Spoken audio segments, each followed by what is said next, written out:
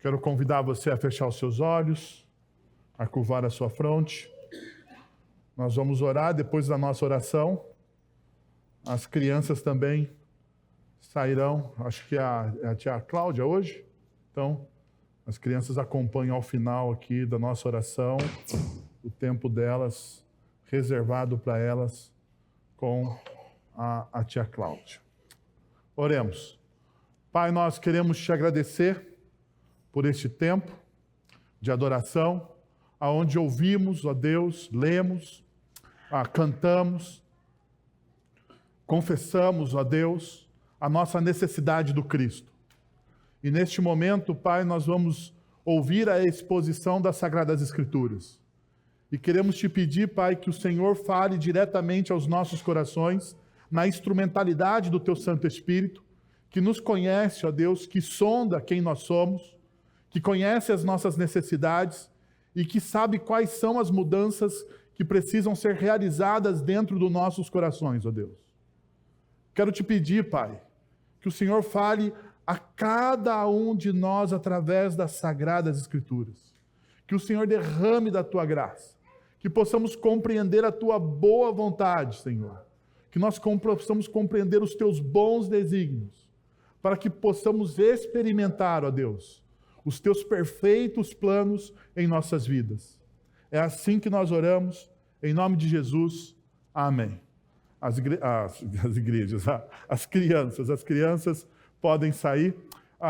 Como você sabe, nós estamos estudando o livro de Malaquias. O livro de Malaquias, o último livro do Antigo Testamento, antes do período intertestamentário. O livro de Malaquias, ele é escrito. Malaquias, diferente de outros profetas menores, ele não tem uma casta ou uma família de profetas. Nós não sabemos qual família Malaquias pertence. Isso era muito importante naquela época. As famílias eram divididas em tribos. E quando você começa a ler o livro de Malaquias, você vê a apresentação de Malaquias como servo do Senhor, como aquele que Deus está usando, mas você não sabe de que família ele é. Uma das conclusões mais bonitas que nós encontramos nesse livro, de primeira fase, assim, de primeira olhada, é que Deus usa pessoas comuns para manifestar a sua graça. Deus não usa pessoas especiais ou castas de pessoas especiais. Não, Deus usa pessoas comuns, pessoas no seu ordinário, para manifestar a sua graça e o seu cuidado para com o seu povo. Então, quando nós estamos lendo Malaquias, nós devemos perceber essa realidade. Ele é o último livro do Antigo Testamento que depois inaugura um tempo de silêncio de Deus. Deus não falará mais nada até o surgimento de João Batista, como profeta que prepara o caminho do Senhor. Cerca de 400 anos sobre o silêncio de Deus. Estas são as últimas palavras de Deus ao seu povo antes de enviar o Messias. Por isso que ela é tão singular para nós. Tão singular. Porque Malaquias estava em um momento de transição. O povo de Israel estava saindo do exílio da Babilônia, sob o poder de Nabucodonosor, o último movimento desse êxodo, aonde eles saem da Babilônia, a última grande reforma. A primeira grande reforma foi sobre Zorobabel. Quando ele volta, ele lança os alicerces do templo. Existe um certo avivamento em Israel. Depois de Zorobabel vem Esdras, ele reinstala a lei, o templo é terminado, e quando Neemias volta com a parte final do seu povo, ele reconstrói, com a parte final do povo de Israel, ele reconstrói as muralhas de Jerusalém. Malaquias, ele é escrito após a volta de Neemias. O templo já está funcionando. Os sacerdotes já estão exercendo o seu ofício, e tanto nós sabemos disso porque constantemente Malaquias está exortando os sacerdotes. Porque os sacerdotes, eles eram as pessoas que tinham a responsabilidade de fazer essa conexão entre Deus e o seu povo. Os sacerdotes, eles tinham a responsabilidade de apresentar o povo de Deus, a palavra de Deus. Eles tinham a responsabilidade de intermediar os sacrifícios. E eles também tinham uma responsabilidade que muitas vezes passa desapercebida por nós. Eles tinham a responsabilidade de julgar o povo segundo a palavra da Torá, ou a lei do Senhor. Ou seja, os sacerdotes, eles tinham uma espécie de ministério de reconciliação. O ministério de reconciliação. Eles reconciliavam o povo com Deus no âmbito da espiritualidade. E eles reconciliavam o povo de Deus entre si, no âmbito dos relacionamentos. Quando havia uma disputa entre pessoas do povo de Israel, eles que atuavam tomando decisões e reconciliando. Este é o esboço geral do texto que nós estamos lendo. Hoje pela manhã, nós começamos um sermão que não terminou, então nós vamos terminar o sermão da manhã agora à noite. Quero convidar você então a abrir o texto bíblico em Malaquias, capítulo de número 2, a partir do verso de número 1. E agora esta advertência para vocês, ó sacerdotes: se vocês não derem ouvidos e não se dispuserem a honrar o meu nome, diz o Senhor dos Exércitos, lançarei maldição sobre vocês e até amaldiçoarei as suas bênçãos. Aliás, já as amaldiçoei, porque vocês não me honram de coração. Por causa de vocês, eu destruirei a sua descendência. Esfregarei na cara de vocês os excrementos dos animais oferecidos em sacrifício em suas festas, e lançarei vocês fora com os excrementos.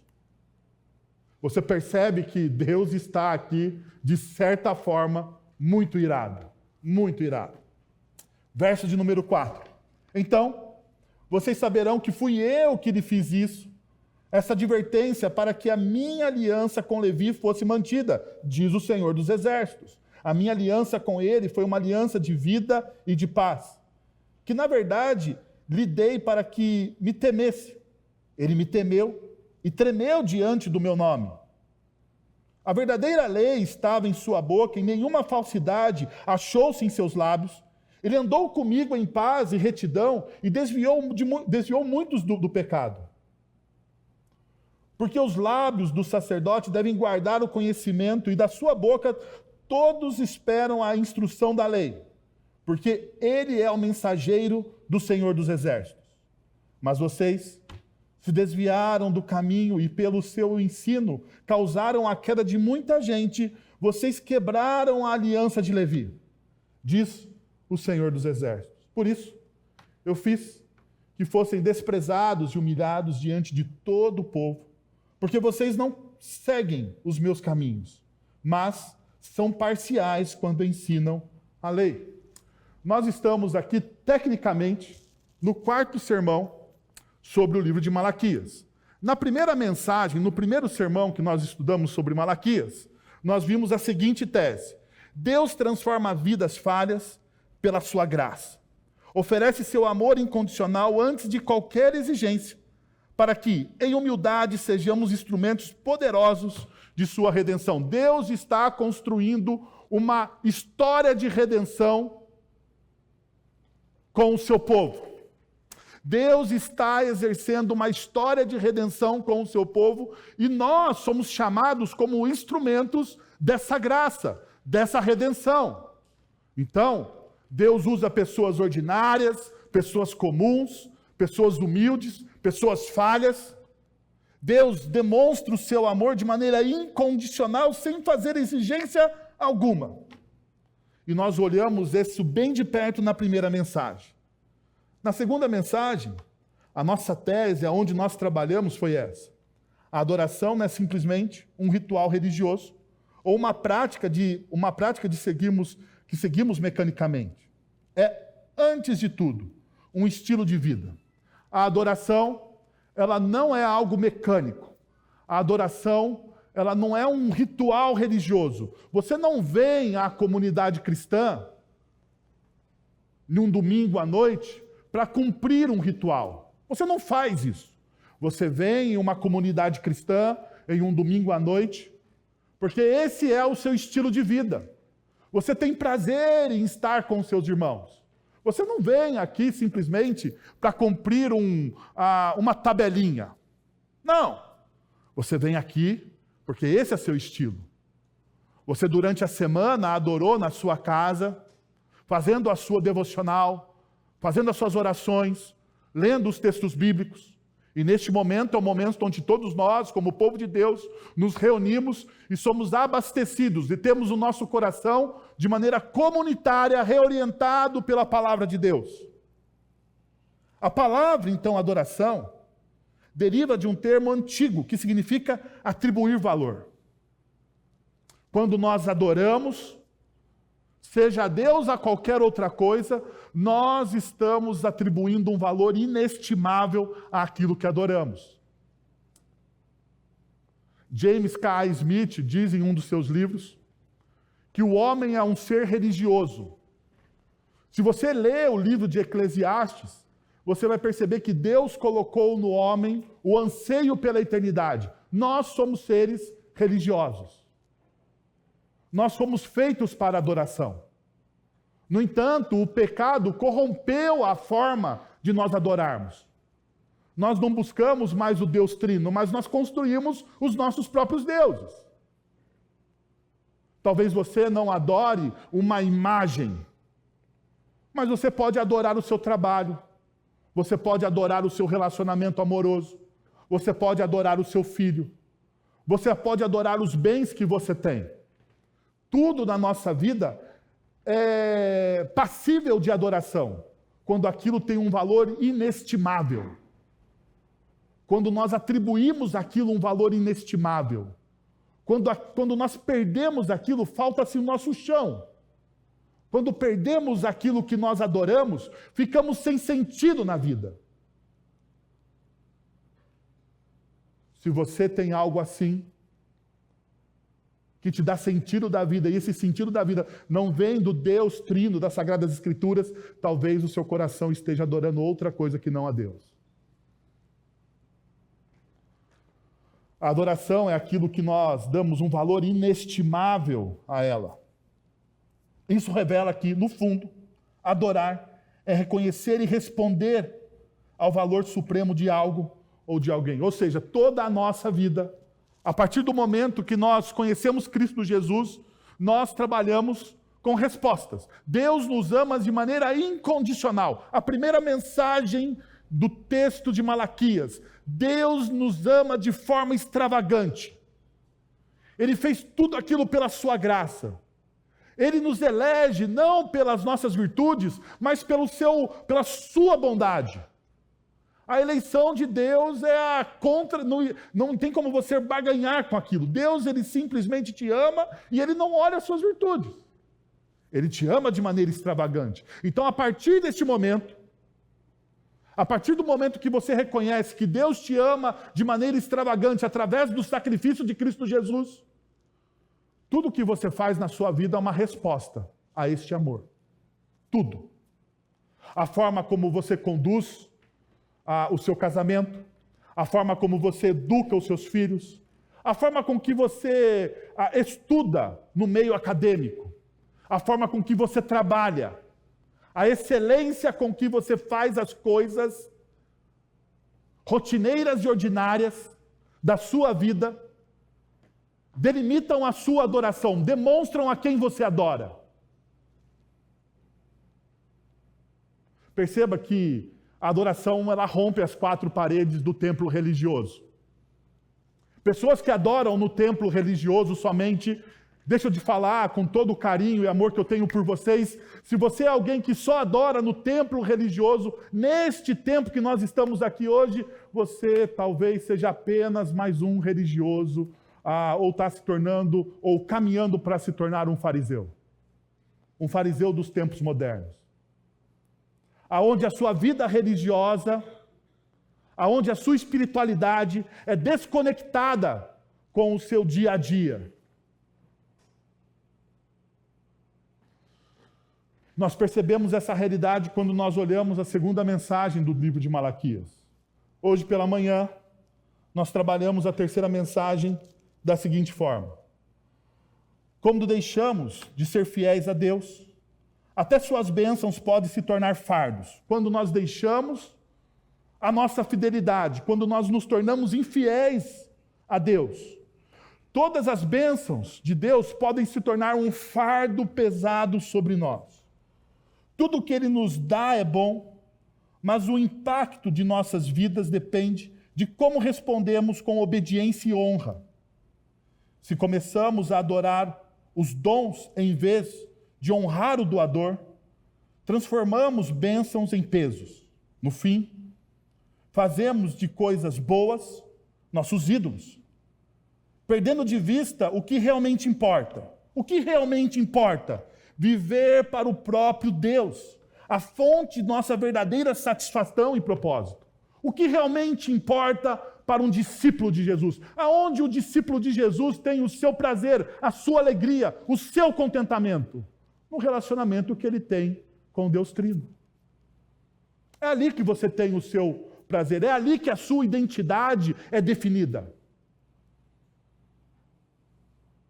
É ali que você abastece o seu coração com propósitos. Não com seus propósitos, com seus achismos de propósitos, ou com os propósitos seculares, mas com os propósitos que estão colocados na palavra de Deus. No entanto, nós podemos transformar todas as bênçãos que Deus nos dá em ídolos. Nós podemos transformar as bênçãos que Deus nos dá em pesos. Uma bênção pode se tornar um peso. Quando você passa a adorar aquilo que Deus te deu, ao invés do Criador. Essa é uma realidade que você pode experimentar. Quando o nosso coração entra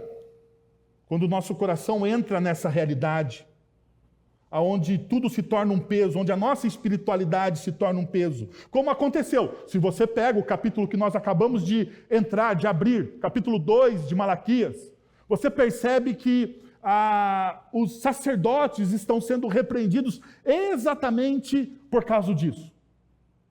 Eles começaram a adorar mais as bênçãos do que aquele que abençoa. Eles estão sendo repreendidos. A pergunta, então, que surge no decorrer do capítulo, que nós vamos terminar agora, é: como alterar este panorama? Como não cair nessa idolatria? Como não transformar o nosso Deus de apenas um Deus sustentador das nossas bênçãos? Porque, veja, a espiritualidade tupiniquim brasileira faz isso. Uma das fontes nocivas da espiritualidade brasileira é aquilo que nós chamamos de teologia da prosperidade. A teologia da prosperidade faz com que você olhe para Deus como um grande supermercado ou como um grande fast food. Você vai até Ele, você pega as suas bênçãos e você sai de lá. E você paga por isso, porque você paga o seu dízimo. Então, se você pagar o seu dízimo, você será o quê? Abençoado. Então você entra, você escolhe as suas bênçãos, você fala assim: eu preciso de uma restauração no casamento, eu preciso de uma renovação no relacionamento com meu filho, eu preciso de bons bens materiais, porque afinal de contas o meu carro está um pouquinho velho e Deus precisa me ajudar a conquistar o carro novo. Então você vem a uma comunidade, você ora, você ouve uma palavra, o seu coração é abastecido com uma teologia da prosperidade, e daí você no final do culto paga o seu dízimo, você sai, e a certeza é que você será o quê? Abençoado. Essa, em resumo, é a teologia da prosperidade, que é tão nociva ao nosso coração, porque nós fazemos de Deus simplesmente um sustentador dos nossos bens, das nossas bênçãos. A pergunta é: como nós podemos alterar esse panorama e não cairmos nisso. Pensando em uma forma mais prática de responder isso para vocês, eu pensei no seguinte: dedique seu coração a viver os 3 Cs de uma vida íntegra. Até parece um negócio de autoajuda, né? Os 3 Cs de uma vida com propósito. Poderia, né? Os livros que eu nunca vou escrever. Os 3 Cs de uma vida próspera. Os 3 Cs de uma vida íntegra, que o texto bíblico me mostra, é exatamente esse: compromisso, caráter e compartilhar. O texto de Malaquias, se você tiver atenção naquilo que nós lemos, ele fala que Deus estabeleceu uma aliança com Levi, com uma tribo. Essa tribo de Levi era uma tribo que não tinha a terra, eles não possuíram a terra. É uma tribo que ela recebeu por herança um sacerdócio. Um sacerdócio. Então perceba, essa tribo recebe um sacerdócio, e esse sacerdócio tem a ver com compromisso, com caráter e com compartilhar.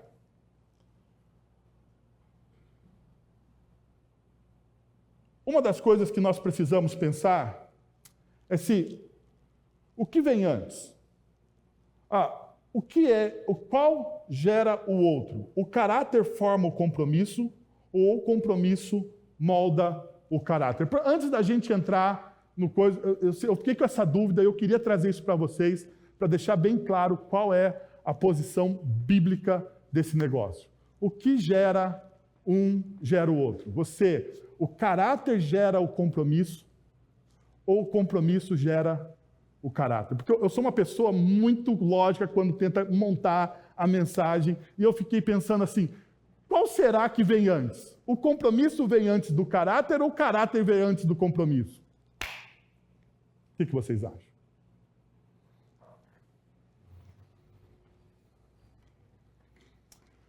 A minha tese, alicerçada nas Sagradas Escrituras, lógico, é que na espiritualidade cristã, o compromisso molda o caráter. Essa é uma pergunta interessante. E a relação entre caráter e compromisso é profunda e muitas vezes interdependente. Caráter pode ser visto como um conjunto de virtudes. E aqui está o problema do humanismo. Se você acha que o caráter vem antes do compromisso, você vai olhar o caráter como conjunto de virtudes, valores e princípios internos que orientam as nossas ações. Enquanto o compromisso é a manifestação desses princípios em ações práticas de forma consistente. Só que tem um problema. A Bíblia nos ensina que nós somos pecadores, que nós fomos tomados pelo pecado e nós estamos destituídos da glória de Deus. Se nós estamos tomados pelo pecado e destituídos pela glória de Deus, as nossas virtudes estão corrompidas. Estão corrompidas. Então os nossos valores estão corrompidos, os nossos princípios estão corrompidos. De um lado, podemos dizer que o caráter pode gerar compromisso, porque uma pessoa de caráter pode ser guiada por integridade, responsabilidade e moralidade. Naturalmente, se compreenderá como aquilo que ela acredita e valoriza. Mas como então a gente vai dizer que isso é natural do homem? Não é. Não é. Porque por um outro lado, o compromisso, ele é gerado por um sentimento de algo maior do que você. E aqui está, para mim, o X. Quando nós somos atingidos pela graça de Deus, quando eu e você somos atingidos pela graça de Deus, quando Cristo Jesus se revela para nós como o nosso grande Salvador, quando nós somos arrebatados por este amor, isso gera naturalmente em nós um compromisso. Gera naturalmente em nós um compromisso. O apóstolo Paulo vai dizer que nós somos constrangidos por esse amor. Constrangidos. O amor de Cristo me constrange. O amor de Cristo me constrange a ter, ou a desenvolver, melhor dizendo, a desenvolver em mim boas virtudes. O amor de Cristo. Então, o meu compromisso com Cristo vai moldar o meu caráter.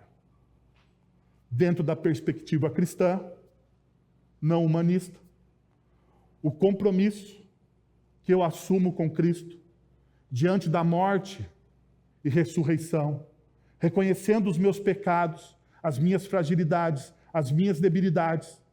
Esse compromisso, movido por aquele que me amou primeiro, vai gerar em mim um compromisso que vai moldar o quê? O meu caráter. Porque aquele amor vai me constranger a desenvolver boas virtudes. Somente assim. Sendo assim, a gente parte para aquilo que seria o mais lógico. Compromisso. O verso de número 4 diz: então vocês saberão que fui eu que lhes fiz essa advertência, para que a minha aliança com Levi fosse mantida, diz o Senhor dos Exércitos. Deus, ele fez uma aliança com Levi, cujos os descendentes se tornariam um sacerdócio em Israel, na Terra Prometida. Quando as tribos finalmente chegaram à Terra Prometida, os levitas foram os únicos que não receberam uma porção de terra, e a gente pode ver isso, por exemplo, em Josué capítulo 18, verso de número 7.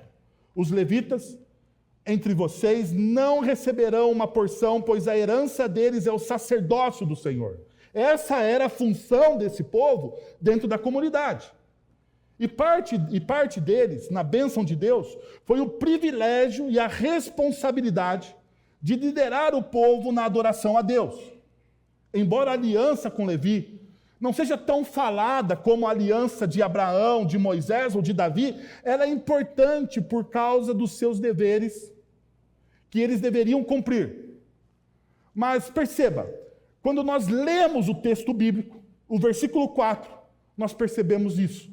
Deus chamou Levi e sustentou uma aliança que revela a sua fidelidade. Percebam o que o texto diz.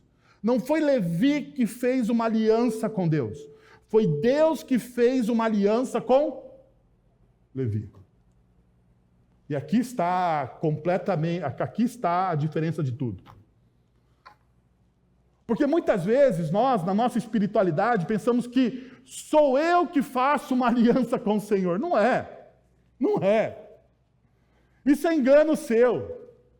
Eu sei, parece legal que você está fazendo algo para Deus, uma aliança com o Senhor, mas não é você que faz essa aliança com o Senhor.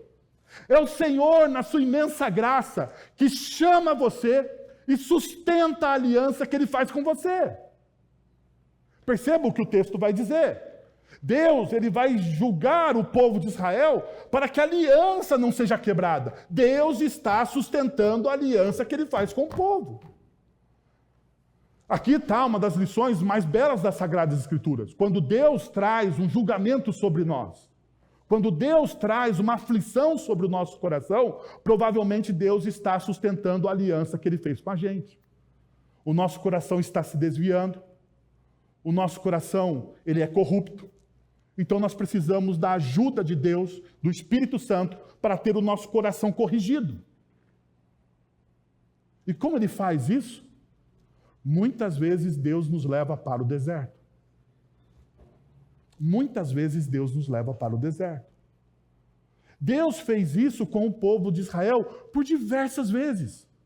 Por diversas vezes Deus levou o povo de Israel ao deserto para demonstrar a sua bondade, para demonstrar a sua graça, para demonstrar o seu cuidado.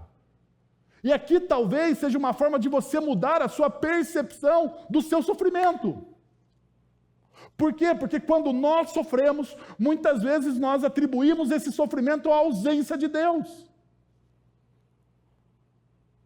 Nós achamos que Deus está indiferente, ou que Ele está distante, ou que Ele virou as costas, mas pelo contrário, Deus talvez esteja conduzindo você neste momento de sofrimento para revelar a graça dEle sobre a sua vida.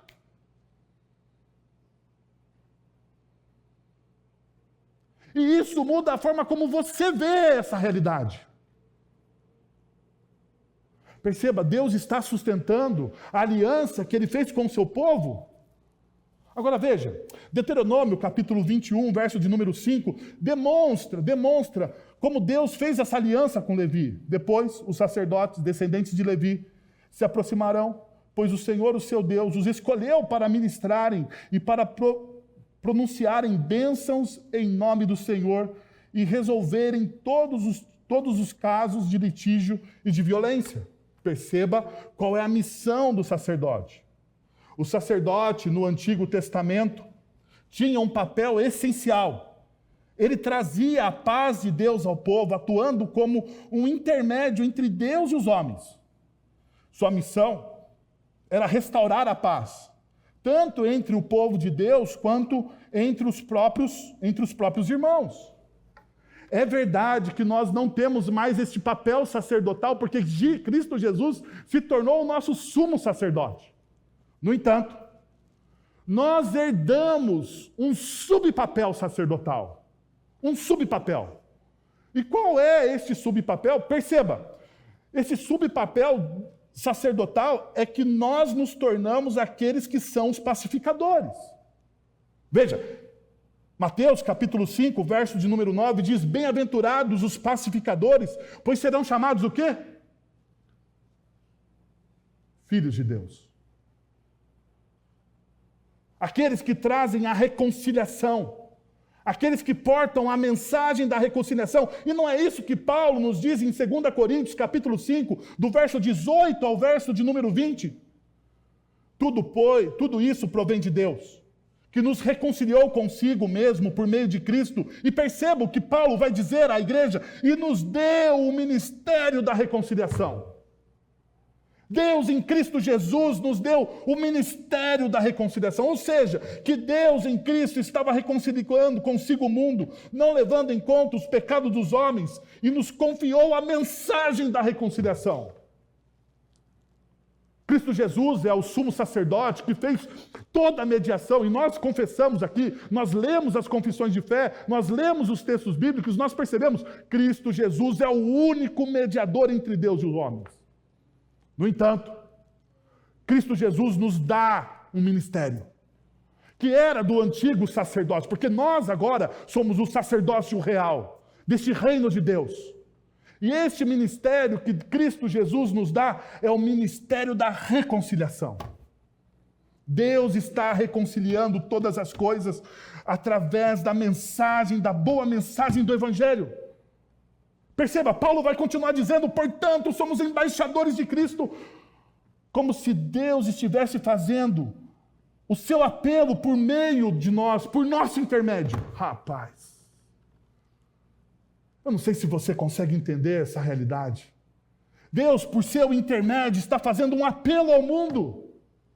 Deus, por seu intermédio, está convidando as pessoas deste mundo a uma nova vida em Cristo. Há uma nova vida em Cristo. Agora perceba, por amor de Cristo, lhe suplicamos, reconciliem-se com Deus. Um dos problemas que nós vemos no texto de Malaquias é que aqueles que eram para ser os reconciliadores não estavam exercendo esse papel. Não estavam exercendo esse papel.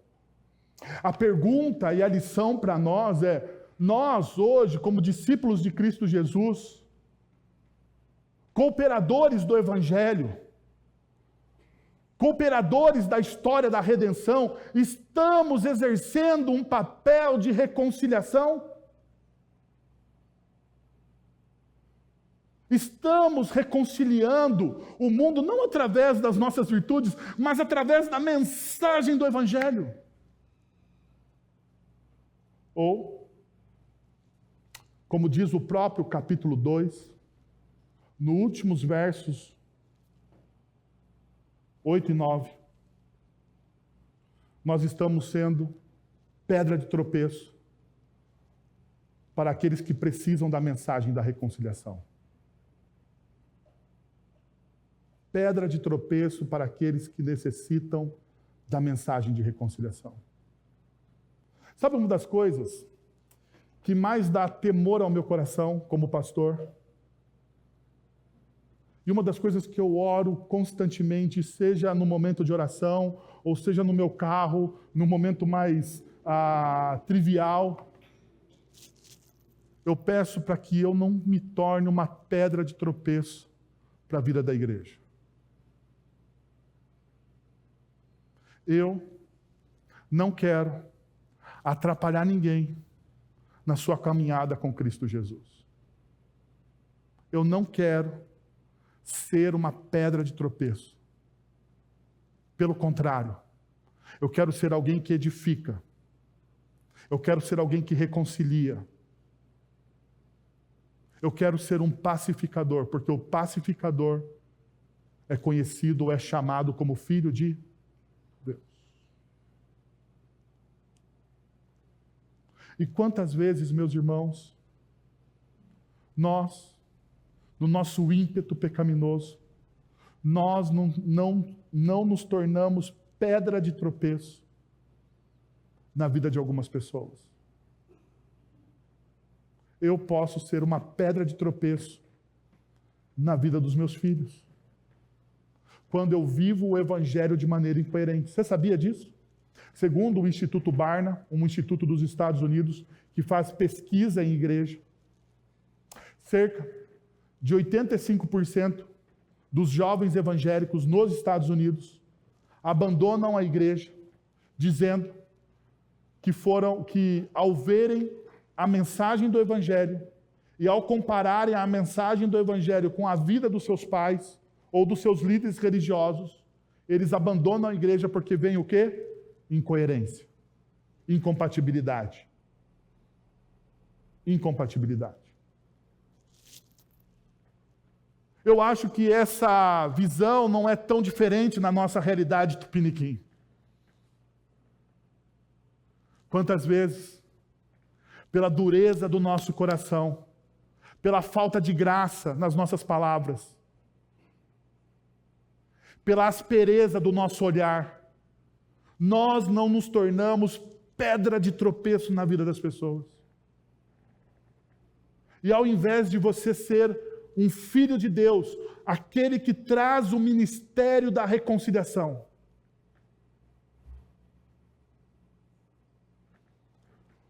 o nosso compromisso é um compromisso com o Evangelho de Cristo Jesus. O nosso compromisso é com esse Evangelho da reconciliação, que transforma as vidas. Nós nos tornamos esse apelo vivo quando nós nos comprometemos, não somente com partes do Evangelho, mas com o Evangelho todo. Mas existe uma segunda realidade que o texto nos mostra, que é o caráter. Perceba o versículo de número 5. A minha aliança com ele foi uma aliança de vida e de paz, que na verdade lhe dei para que me temesse. Ele me temeu e tremeu diante do meu nome. A palavra temor aparece cerca de 150 vezes no Antigo Testamento. No versículo 5 de Malaquias, no capítulo 2, ela surge ao lado de tremor, que tem um sentido de ficar maravilhado. Interessante, pois essa palavra traz a ideia de ser abalado ou profundamente perturbado, algo que nos despedaça, seja física, emocional ou espiritualmente. Geralmente, temor e tremor caminham juntos no contexto de pavor e medo. No entanto, a única vez na Bíblia onde esses dois termos são usados de maneira conjunta e na forma de reverência a Deus é aqui no texto de Malaquias. Isso nos leva a uma questão importante. Devemos temer a Deus ou não? Em várias passagens, Deus nos diz claramente, não tenham medo. Mas e aí? Há uma incoerência nesse negócio? Não tenham medo, mas eu devo temer? No entanto, em outras, somos chamados a temer o Senhor. Como conciliar essas duas ideias? Precisamos olhar, então, para Êxodo capítulo 20, versos de 18 a 20. Encontramos um paradoxo fascinante. Quando os israelitas testemunharam a entrega de Deus, da entrega da Torá, dos 10 mandamentos a Moisés, o cenário era aterrorizante. Perceba, trovões, relâmpagos, um monte fumegante. Eles ficaram tão apavorados que disseram a Moisés: fala você conosco, mas que Deus não fale conosco ou morreremos. A resposta de Moisés é surpreendente. Não tenham medo. Deus veio para testá-los, para que o temor dele esteja em vocês e os impeça de pecar. Veja o paradoxo aqui. Moisés diz, não tenham medo, mas ao mesmo tempo fala sobre temor a Deus. O que isso significa?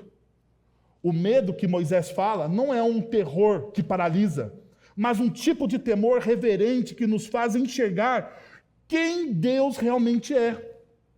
Esse temor faz com que nós percebamos a santidade de Deus, a justiça de Deus, a dignidade de Deus e o respeito que nós devemos dar a Ele. Esse temor não é para nos afastar, mas é para nos atrair a Ele.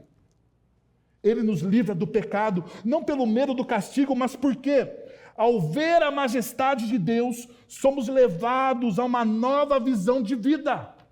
A uma nova visão de vida. Uma vida transformada pela reverência. Esse Deus que é ao mesmo tempo assustador em sua grandeza, Ele é acolhedor em seu amor. Essa é a visão que você precisa ter de Deus.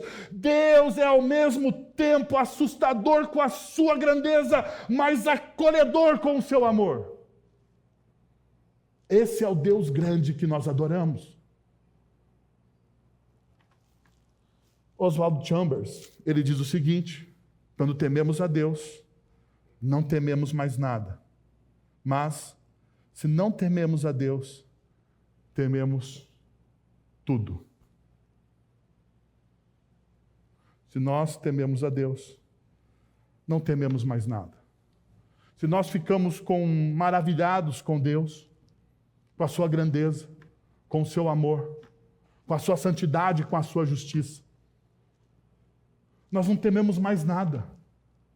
Se nós entendemos o Evangelho, nós não tememos nem a morte. Porque o apóstolo Paulo, ele brada, onde está a morte, a sua vitória? E por que ele brada isso? Porque ele tem a visão exata do tamanho da obra de Deus em Cristo Jesus. Não preciso temer mais nada. Mas perceba uma coisa, uma realidade. Se você de fato não teme a Deus, você tem medo de absolutamente tudo. Tudo. A sua vida é cativa pelo medo. Mas veja uma coisa que eu gostaria de mostrar para vocês. Quando o texto me leva a essa realidade de temer a Deus, existem duas possibilidades de temor. A primeira é um temor servil. É aquele medo que um escravo sente diante de um mestre duro, alguém que governa com mão de ferro, sem espaço para misericórdia ou compaixão. É um temor que paralisa, que sufoca qualquer possibilidade de relacionamento autêntico. E provavelmente esse é o Deus dos religiosos. Deus é alguém que governa com mão de ferro. Deus é alguém duro, sem compaixão. No entanto, a Bíblia fala de um outro temor, aquilo que nós chamamos do temor filial. É o respeito profundo que um filho tem por seu pai. Ele é uma combinação de admiração, reverência, alegria e, sim, até mesmo uma dose saudável de medo.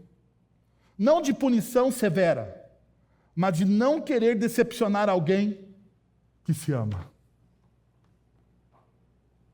Eu lembro de uma das passagens mais icônicas da minha vida. Eu estava na 8ª série do colégio em Campinas, colégio chamado Adalberto Nascimento. Adalberto Nascimento. E é um colégio estadual, eu estava na 8ª série. E naquele ano, no final do ano, eu tinha prestado um vestibulinho. Eu não sei se vocês... Eu sou velho. Vestibulinho você prestava para entrar no colégio técnico. E eu tinha prestado a um vestibulinho para entrar no colégio técnico chamado CUTIL. É um colégio técnico da Unicamp. Então eu estava prestando esse vestibulinho. E no final do ano, você tinha duas formas de passar de ano. Você tinha a forma normal, ou aquilo que o pessoal chamava, no tempos áureos da educação estadual, do conselho de classe. Vocês sabem o que é um conselho de classe? Vocês sabem? Conselho de classe é quando os professores se reúnem, avaliam os alunos mais problemáticos do colégio e dizem se ele merece passar ou não. Eu, não sei porquê, fui para o conselho de classe. Não sei porquê. Fui para o conselho de classe. E naquele conselho, nos tempos áureos da educação estadual, o pai era chamado para participar da reunião do conselho de classe.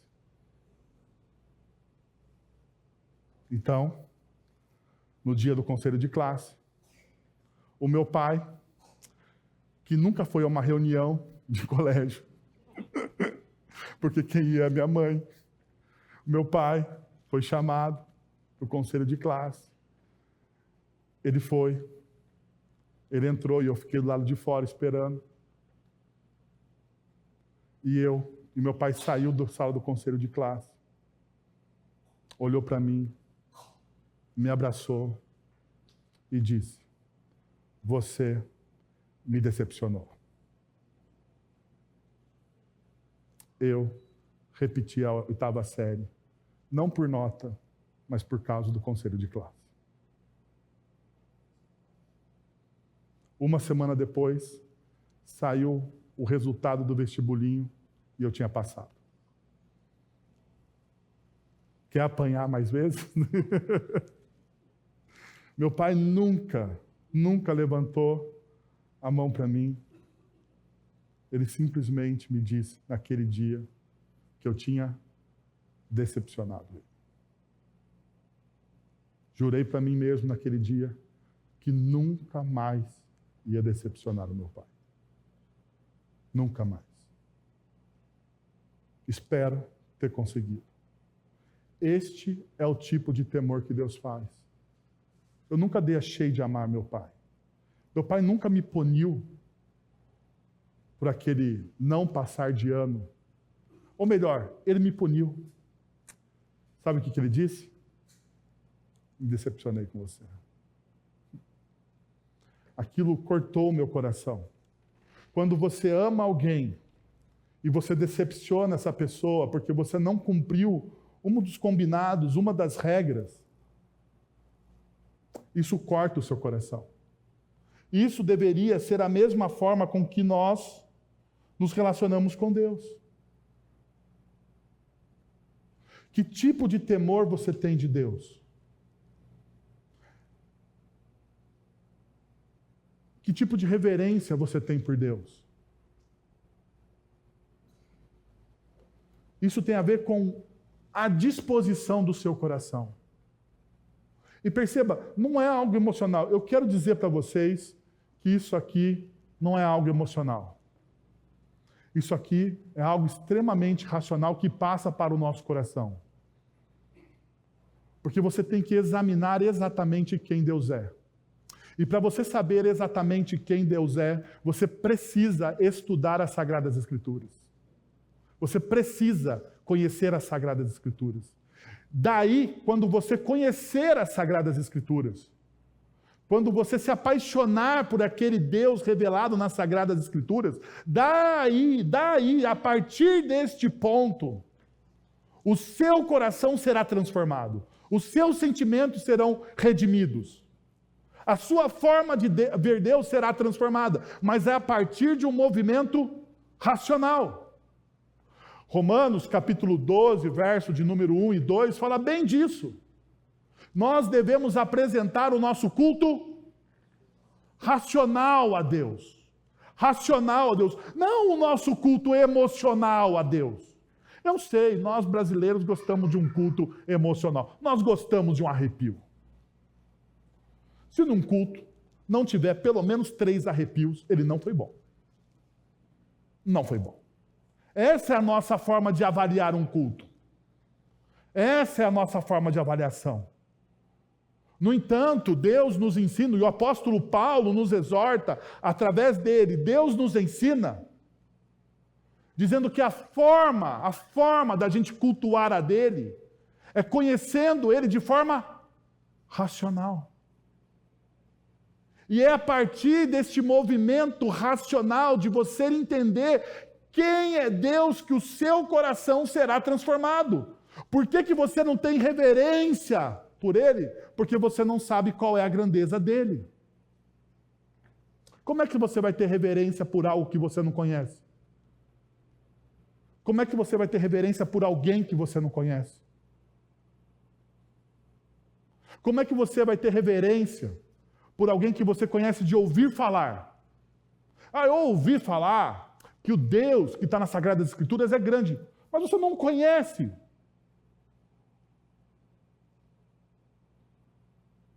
Você não sabe da sua grandeza, você conhece simplesmente de ouvir falar. Por isso que o Jó vai dizer assim: eu conhecia você de ouvir falar, mas agora os meus olhos te veem, fui transformado.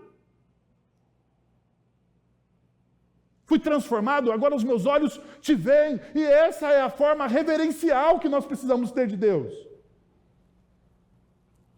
Agora, o nosso último ponto. O nosso último C, compartilhar. Perceba o verso de número 6. A verdadeira lei estava em sua boca, e nenhuma falsidade achou-se em seus lábios. Ele andou comigo em paz e retidão, e desviou muitos do pecado, porque os lábios do sacerdote devem guardar o conhecimento. E de sua boca todos esperam a instrução da lei, porque ele é o mensageiro do Senhor dos Exércitos. Ele é o mensageiro do Senhor dos Exércitos. O verdadeiro servo de Deus não dilui a mensagem, porque você percebe, a verdadeira lei estava em sua boca. Começa no começo do versículo 6, você a percebe. Na sua boca não existe o que? Falsidade. Ele não vê parcialmente a palavra de Deus. Ele prega as Escrituras sem se desculpar, sem tentar agradar as pessoas ou evitar as verdades difíceis. E aqui está um dos problemas nossos como igreja hoje. Nós pregamos o Evangelho dando desculpas. Dando desculpas. A nossa pregação perde poder quando nós tentamos negociar com a nossa cultura.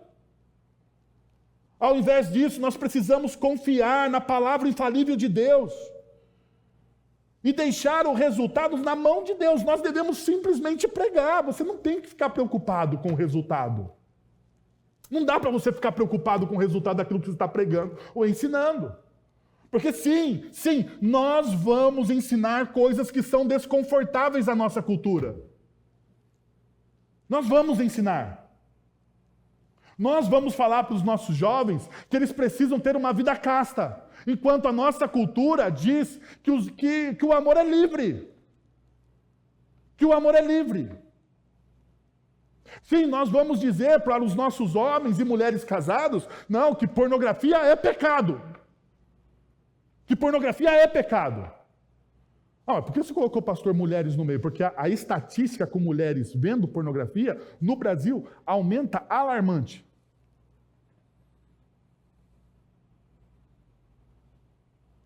É pecado. Nós vamos dizer que suborno é pecado. Nós vamos dizer que o jeitinho brasileiro, aquele jeitinho brasileiro que nós damos em muitas coisas, se está comprometendo a palavra de Deus, ele é pecado. Então perceba, a pregação do Evangelho vai ofender a cultura. Vai ofender a cultura. Então você não pode ficar preocupado. Porque quem convence as pessoas da justiça, do juízo e do pecado é o Espírito Santo de Deus. Você precisa deixar isso nas mãos dele. Agora veja, o texto bíblico nos diz que a palavra instrução aqui no hebraico é Torá. Levi, o sacerdote, ele tinha a Torá, a palavra de Deus nos seus lábios. Sem distorção, sem falhas.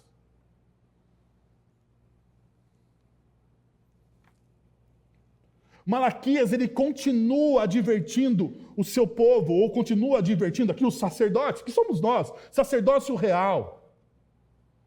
Olha o que ele diz, vocês precisam guardar a mensagem que receberam.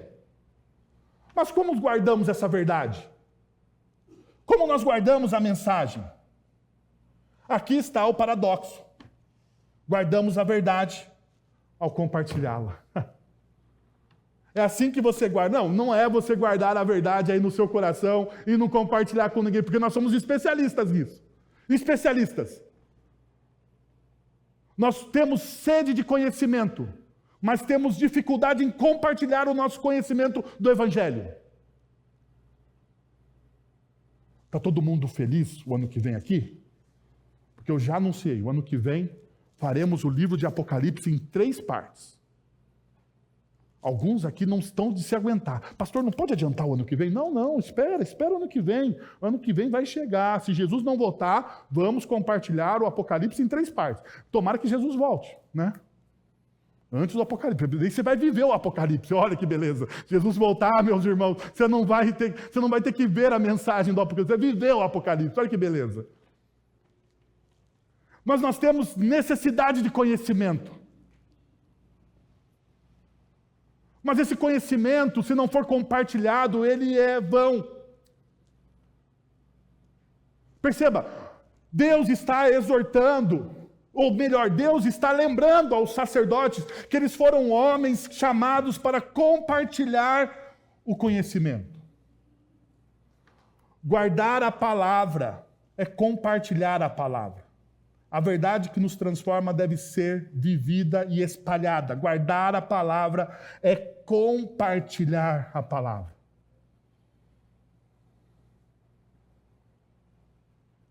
Então, ao olharmos isso, surge uma última reflexão. E eu gostaria de deixar isso com vocês. Em quem você está investindo o que você aprendeu?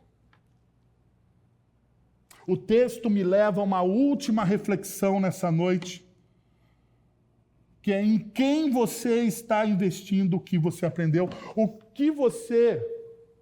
se você é discípulo de Cristo, quem você está discipulando agora? Agora, hoje, neste momento, não amanhã. A igreja de Cristo Jesus é uma igreja discipuladora, e aqui é o nosso refletir e praticar. É aqui que você precisa responder, com temor e tremor diante de Deus. A quem você hoje está discipulando? Você quer ser mais autêntico como discípulo? Você quer experimentar a boa, perfeita e agradável vontade de Deus para a sua vida? Discipule alguém. Discipule alguém. Sente. Compartilhe. Eu não sei fazer isso, pastor. Deixa eu te falar. Deixa eu te dar o segredo aqui do discipulado. Comece por aquilo que Deus fez em você. Comece contando a sua história. Quem você era. E o que Cristo fez em você. Porque todos nós aqui temos uma história maravilhosa. Todos nós aqui fomos chamados. Todos nós aqui fomos colocados em um beco sem saída. Aonde Cristo nos encontrou, estendeu a sua mão maravilhosa por nós. Comece com a sua história. Comece olhando para a sua história. Se você não percebe, comece hoje meditando na sua história e percebendo a boa mão de Deus na sua história. E comece por ela. Compartilhando. Eu tenho certeza que o pouco que você conhece do Evangelho, Deus vai trazer as palavras certas na sua boca. Não tenha medo. Que tal você fechar os seus olhos, abaixar a sua fronte e buscar a presença do Senhor? Quero convidar você a se colocar em pé e juntos recebermos a bênção do Senhor. Pai, muito obrigado por aquilo que o Senhor fez nessa noite, através da exposição da sua palavra, Senhor. Muito obrigado, porque ela vem ao encontro dos nossos corações e nos transforma, Deus. Que essa verdade fique viva em nós, que nós possamos refletir e praticá-la realmente, Senhor. Agora, irmãos, que a graça de nosso Senhor e Salvador Jesus Cristo, o amor de nosso Deus e Pai, o conselho, o consolo, o poder e a ação do Santo Espírito de Deus estejam sobre vocês agora e pelos séculos dos séculos. Amém.